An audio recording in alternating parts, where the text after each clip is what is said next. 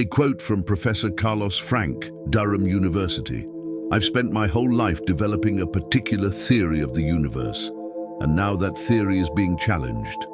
I welcome this because that's how we move forward. That's how we make progress in science. James Webb is overturning everything in cosmology that has been held as truth for 100 years. A new ultra-deep image shows again that we made mistakes in astronomy. The telescope, which was supposed to show us the first stars in the universe, is becoming a killer of the previous worldview and may bring us a whole new science. Not all researchers are trembling with fear at the new facts. Many scientists have welcomed the developments because it has long been clear that something was wrong with our old theories. The discrepancies in measuring the expansion rates of the universe alone should have woken researchers up years ago, but instead of interpreting the warnings correctly, they clung to old theories.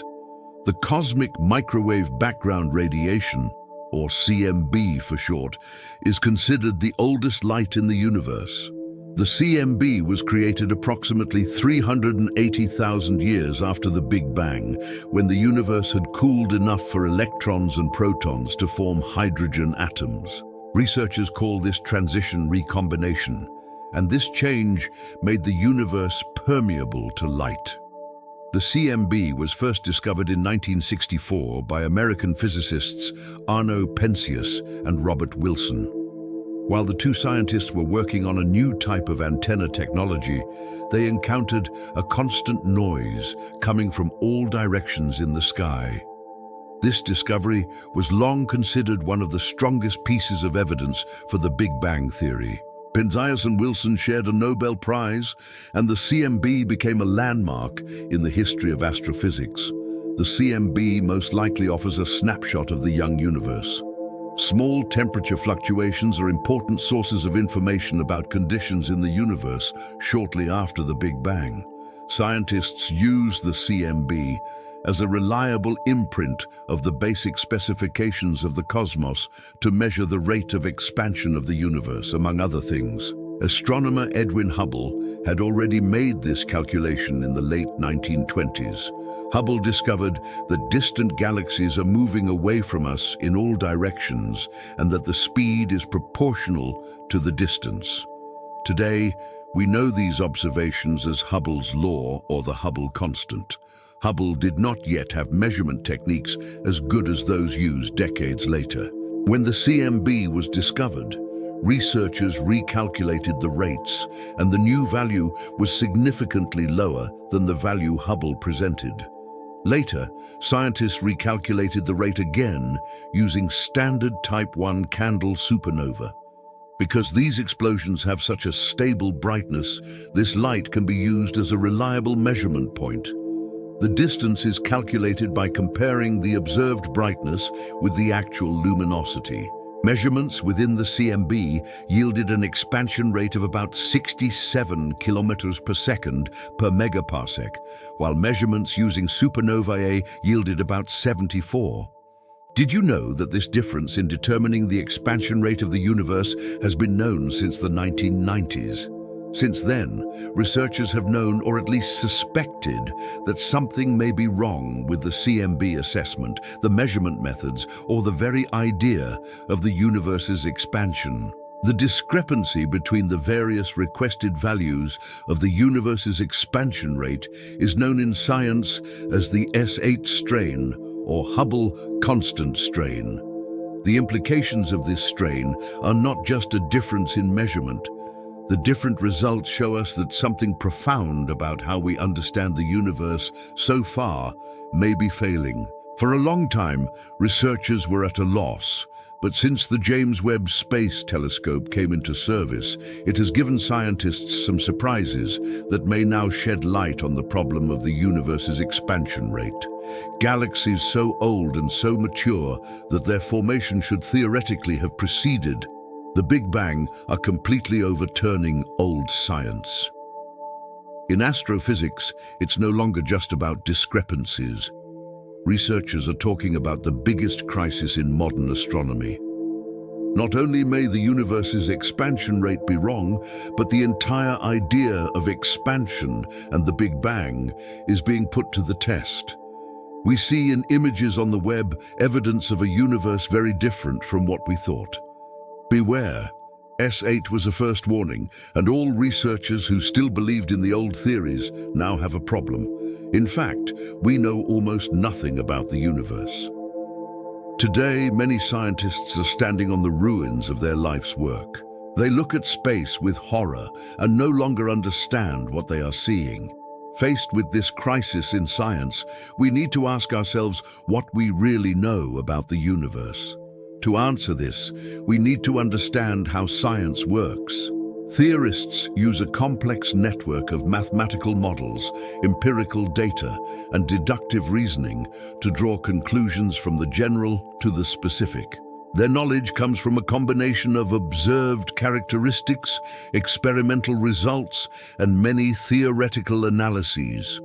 The word theory itself shows us that these are constructs and ideas, not absolute truths.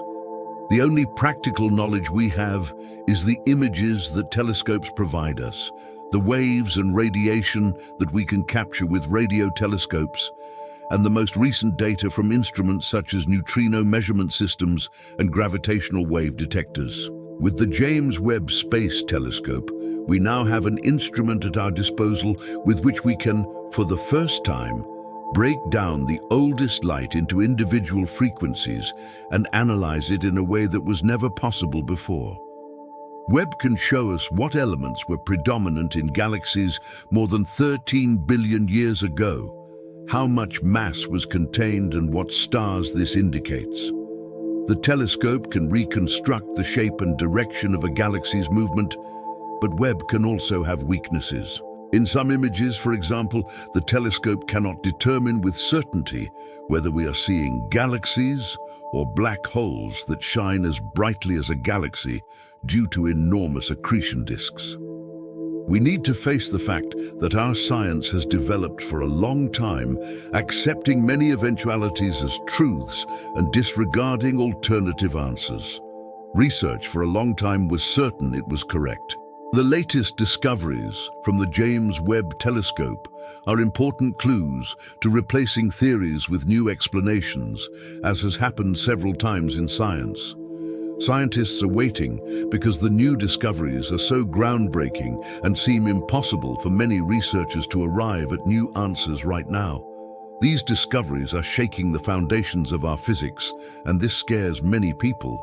Physics education today is still largely based on the teachings of Isaac Newton, who conducted research in the 17th century. For centuries, his laws of motion and gravity were the basis of the physical understanding of the real world, including the universe.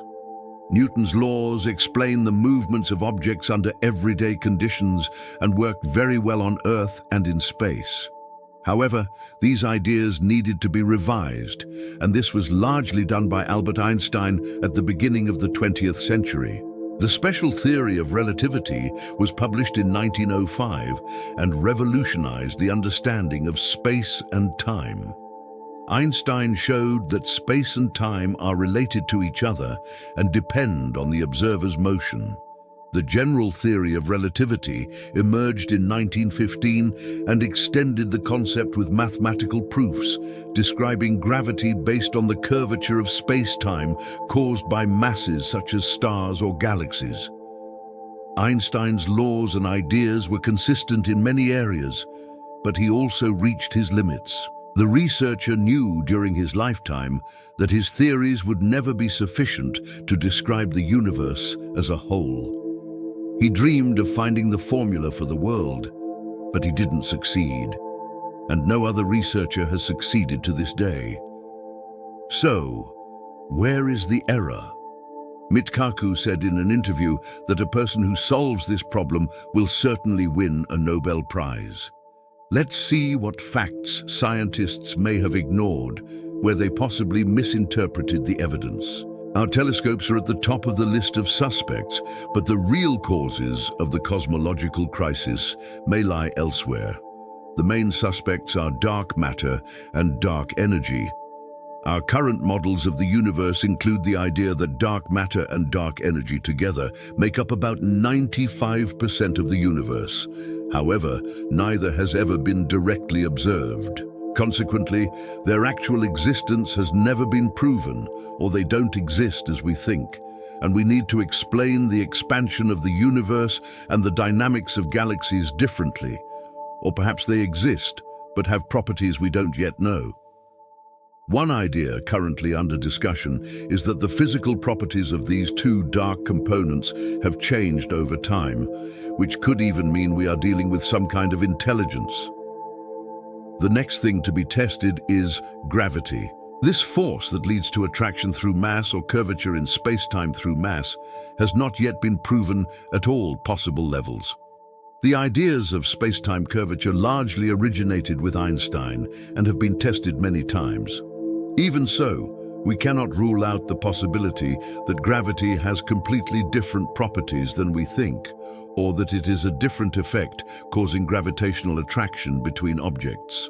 Over the decades, several values have been established in cosmology and astrophysics as the so-called cosmic constants. These values seem extremely reliable, but calculations show that small variations in these constants could give a new boost to the universe and explain a series of features without the existence of dark energy. It is also possible that our interpretations of the redshift of light are wrong, and that for decades we have measured incorrect distances within the cosmos, also determining the age of galaxies incorrectly. Perhaps the assumptions about the initial conditions of the universe are also incorrect. We may have misinterpreted the cosmic microwave background radiation. And it is also possible that the universe cannot be traced back to a single starting point. This would mean that the idea of the Big Bang is wrong. Although we are technologically advanced, we cannot rule out small errors in the Webb telescope or other observational instruments. Engineers and scientists remind us that errors in instrumentation, data processing, or interpretation are always possible. But what if the problem is not in the instruments, but in what we call truth? Subscribe to the mysteries of the universe now. In the next video, we'll look at the most frightening evidence that nobody wants to face.